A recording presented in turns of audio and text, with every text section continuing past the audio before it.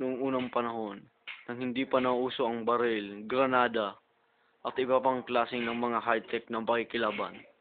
Merong isang mandirigma. Siya ang mandirigma ng mga mandirigma. Siya ang pinakamalakas sa pinakamalakas. Sinubukan siyang patumbahin ng maraming mga kalalakihan pero hindi nagawa. Marami siyang nasakop at pinamuno ang lugar. Naging isa siya sa pinakamagaling at pinakamagiting na tao ng kanyang kapanahunan. Siya, gamit ang kanyang kalasag, kaya niyang talunin kahit sino man nahaharang sa kanyang landas. Walang makakatalo sa kanya.